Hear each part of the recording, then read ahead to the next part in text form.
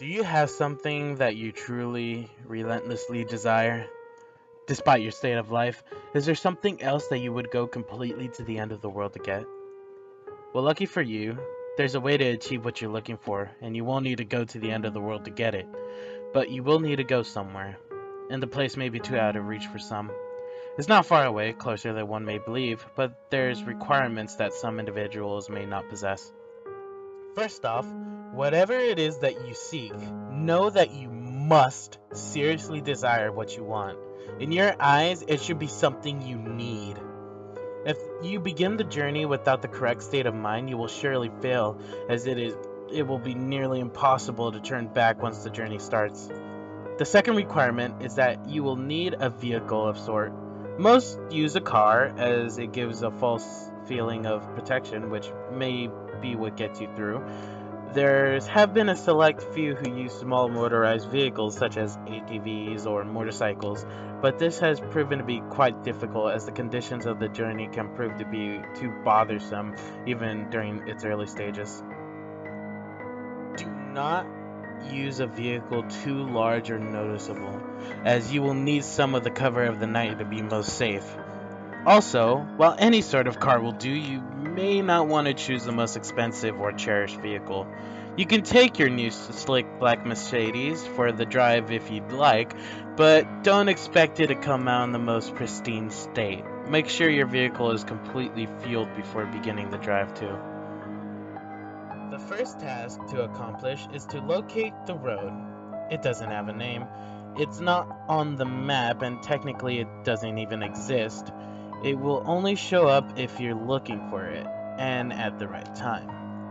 And you will only spot it if you know what to look for. Finally, you must be alone during the journey. You didn't think you'd be able to go with a group, did you? It must be night when you begin. Choose the time of night when you believe the roads will be less populated. Drive to any area that is just a stretch of road surrounded by woods. Here's where you want to start paying close attention. If you're looking for the road, it will turn up eventually, but you need to search for the road's hint in order to pull down the right one. Once you're close, you will see or feel the signs, but what the signs will be will depend on what it is you desire. For example, if you're in search for wealth, you may spot shimmers on the empty branches of trees as if they resemble the shine of gold or diamonds. If you seek love, you may begin to see rose petals slowly dance in the light breeze, blowing in the road's direction. If you seek revenge, you might sense an ever-growing feeling of heat or anger in your body as you approach. Just know what it is you really want, and you'll have no problem finding the turn.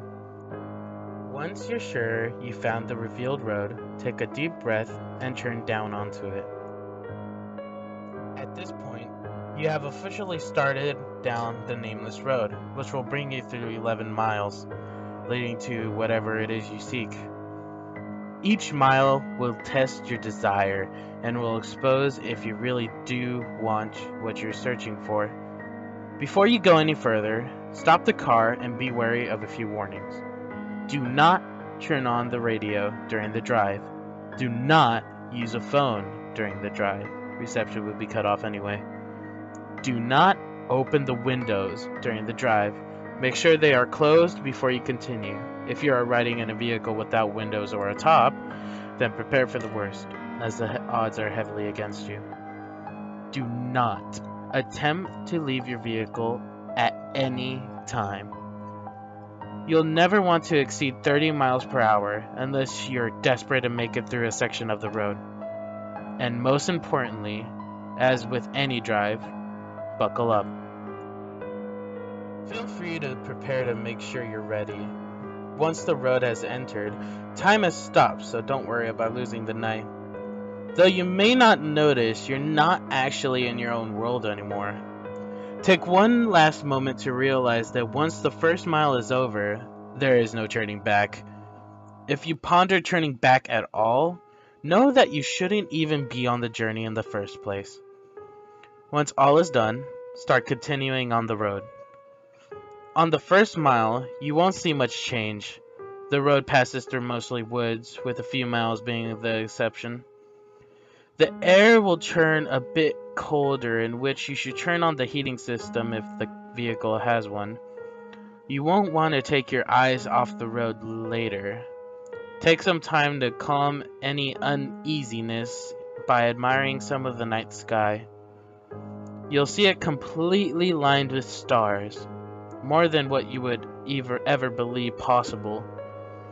If the weather was cloudy beforehand, you'll also notice that the sky is now clear.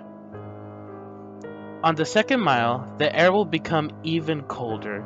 This is primarily the reason why traveling in an open vehicle is very difficult. With each mile, the air will drop in temperature, even if the season should be warm.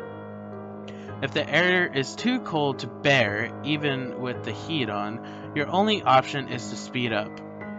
With each mile, the road also becomes more complex, taking more turns and showing an increasing amount of road hazards.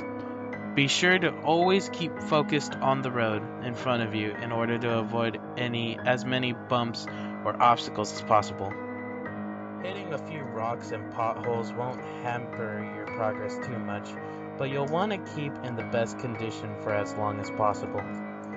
If your vehicle is forced to stop because of damage, then there's nothing left you can do but eventually freeze to death. On the third mile, you may begin to spot silhouettes of human figures in the linings of the trees. Pay no attention to them, even if they seem to get closer.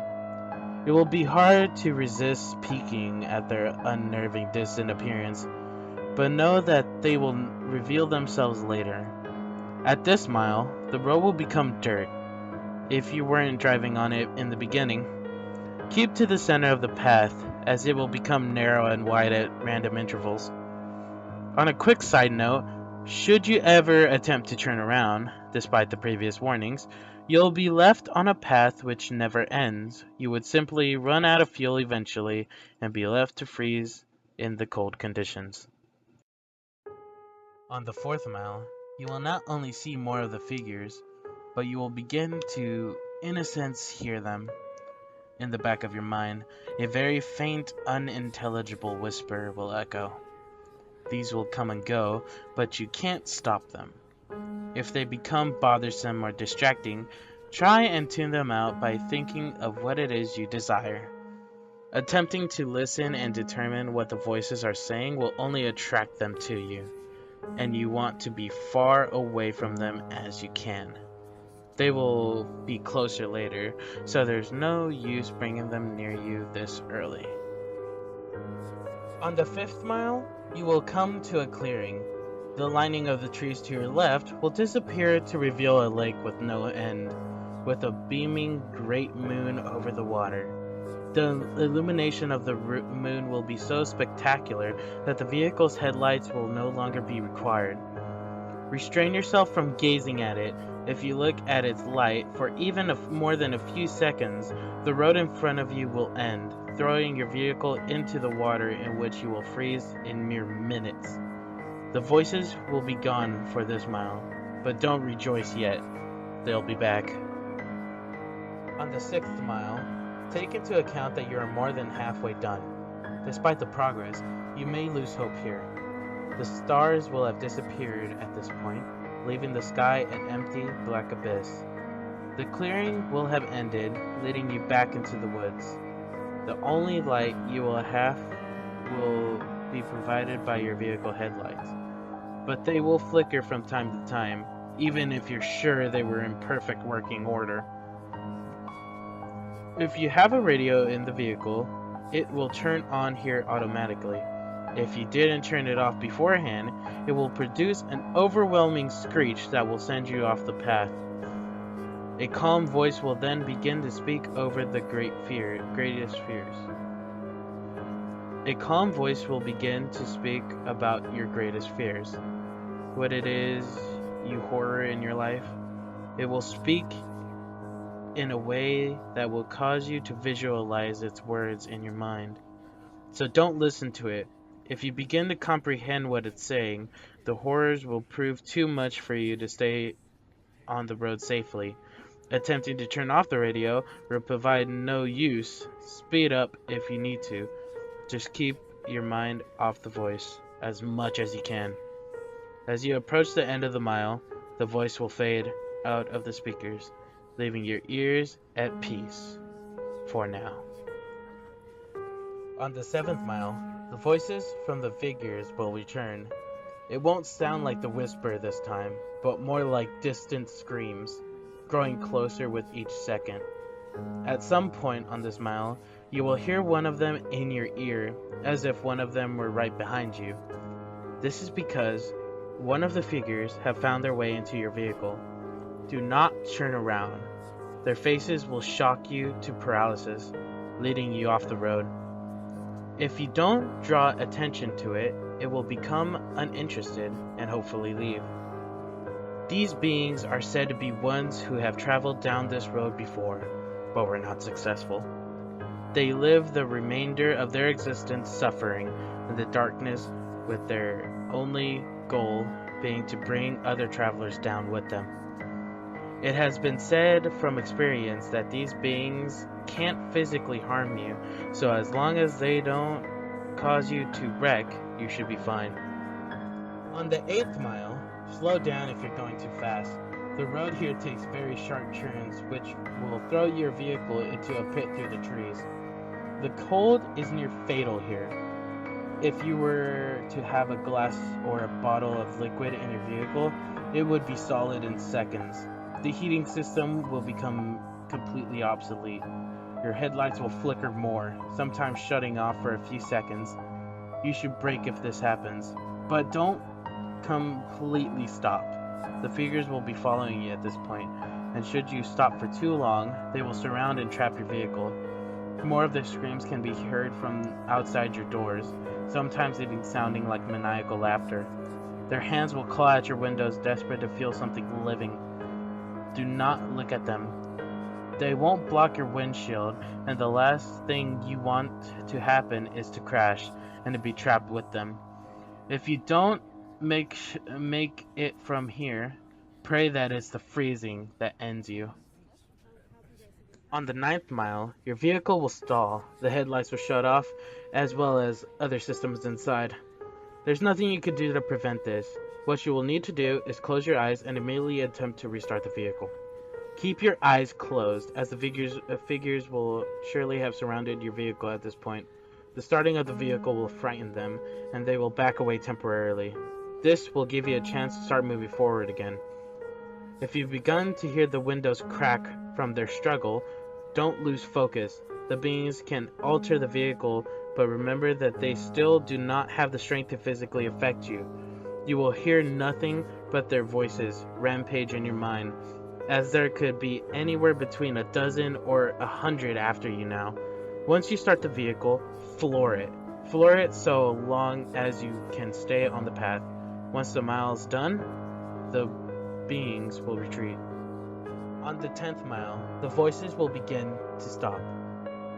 If you were to look in your rearview mirror, do not actually do this, but you will see them following you, but not as if they were chasing. They're watching you as if they were seeing you off. As you go down the 10th mile, the road will be smoother as if you were back on the 1st mile. The figures will be lining the sides of the path ahead of you.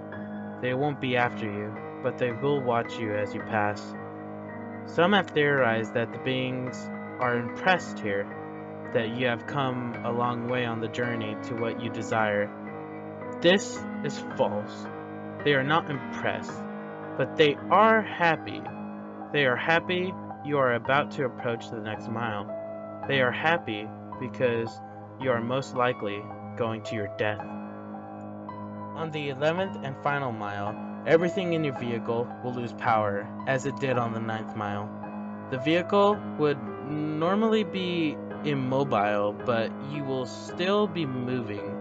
An unknown force will be pulling you forward. In the darkness, you will see a growing red light up ahead, as if it were a light at the end of a tunnel.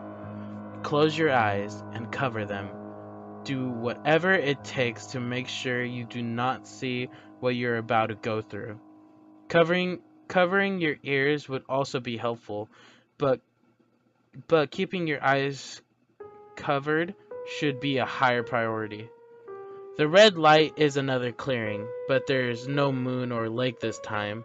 Once it's entered, unrelenting and inconceivable noises will sound from all directions. No amount of bravery and condition will spare you from these sounds. The cold will turn into merciless heat, burning all parts of your vehicle. You will feel the illusion of your flesh being burned off your bones, that every part of you is being destroyed as you travel through the screams and audible suffering. As long as you keep your eyes closed and resist the urge to see where you are, you will survive through the suffering. This will last a total of 31 seconds, but many fail to keep their vision closed during that time and that are left to the worst fate on the road. Where is the mile located? Those who have survived do not know. Some have named it the transmission from hell, but wherever it's part of hell is debatable. After the final mile, power will return to your car. Stop the vehicle, take a moment to possibly regain some of your sanity, let the screaming in your ears begin to fade, and know that you nearly completed your journey, with the hardest task overcome. Breathe, and begin to drive forward once again. After only a kilometer, your vehicle will arrive at a dead end. Stop here and don't attempt to move again. Nothing will happen right at the second, but do not be disappointed. Relax and close your eyes. Imagine in your mind what it is you've desired this entire time.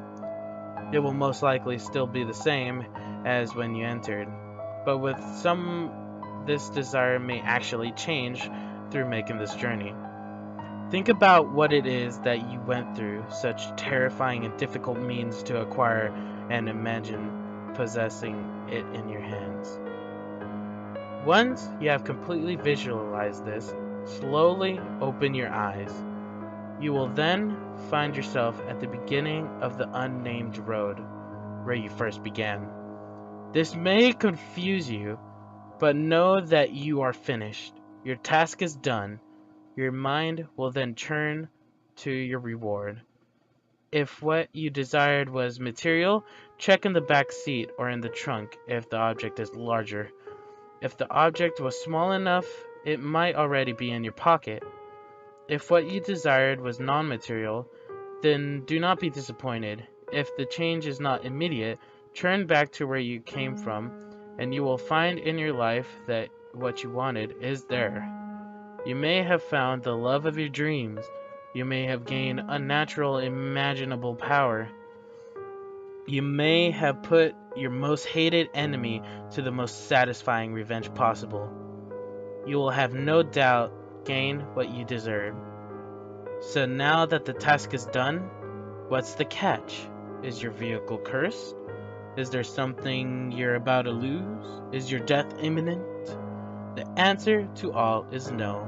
Of course, you've done the challenge. You've proved worthy of what you desire. As stated before, the sounds of the 11th mile will continue to exist in your mind, potentially causing you vivid and unusual nightmares, but these should prove as nothing compared to what you've gained. Now, one last question. Is there something else you desire? Are you not yet satisfied? After all, you're left right back where you started. The road's right in front of you. So, are you up for another drive? If so, buckle up and just move forward.